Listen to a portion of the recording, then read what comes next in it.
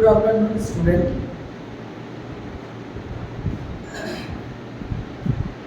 আচ্ছা, তোমরা ভালো আছো তো?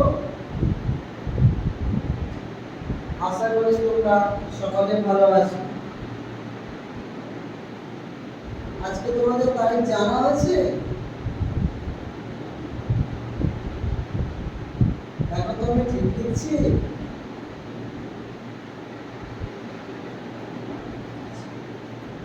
তোমাদের মনে আছে লাস্ট দিন কি করেছিলাম?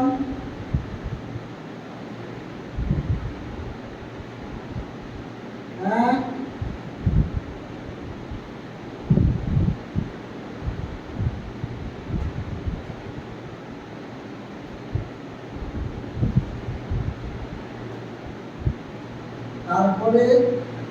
তারপর থেকে আজ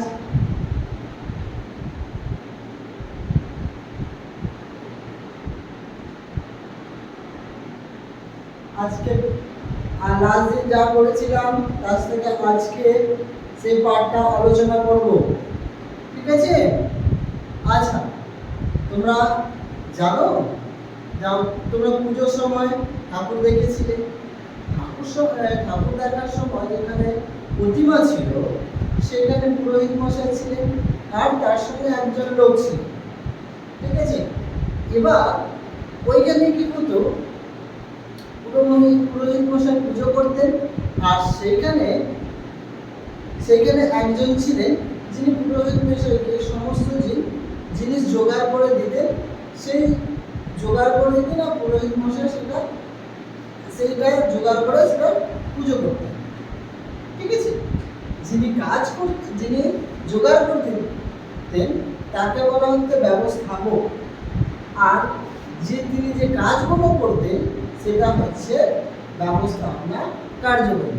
তাহলে আজকে আমাদের পাঠ হচ্ছে ব্যবস্থাপনা কার্যবলী।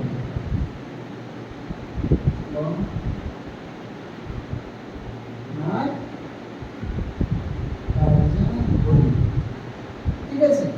আচ্ছা, তোমাদের জানা আছে ব্যবস্থাপনা কার্যবলীগুলো কি কি? বলো তো দেখি। পরিকল্পনা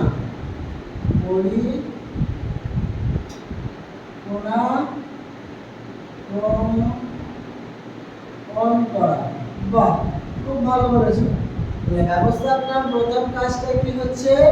পরিকল্পনা প্রণয়ন করা।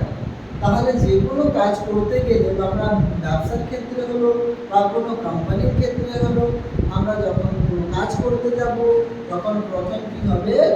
পরিকল্পনা করতে হবে। তারপরে কাজটা তোমাদের জানা আছে, বলো তো দেখি। সংগঠন। বাহ, খুব ভালো বলেছো, সংগঠন। তাহলে আমাদের কাজ করতে গেলে কি করতে হবে? একটা সংগঠন তৈরি করতে হবে। সংগঠন থাকলে আমাদের কাজটা ঠিক হবে, ঠিক আছে? তারপরে বলো তো, তারপরে কি করতে হবে? কর্মী পদ পূরণ। তাহলে কর্মী পদ পূরণ, বুঝতে পারছো তো? এটা সব নোট করে নাও, ঠিক আছে? তারপরে কাজটা কি বলো তো দেখি। তারপরে কাজটা হচ্ছে আমাদের নির্দেশ দান করা। নির্দেশ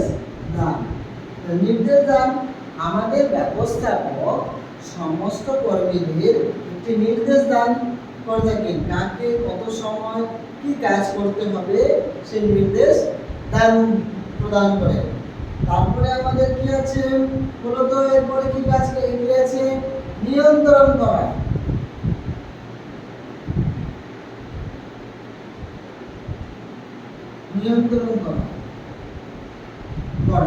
তাহলে আজকে আমরা কি কি জানলাম? ব্যবস্থাপনায় কি কি কাজ আছে?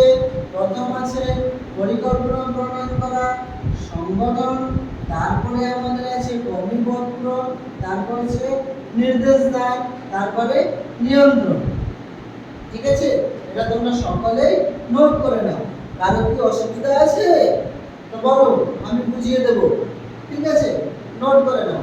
আজকে আমাদের এই পর্যন্ত হলো। এবার পরের পার্টগুলো আমরা নেক্সট ক্লাসে আলোচনা করব।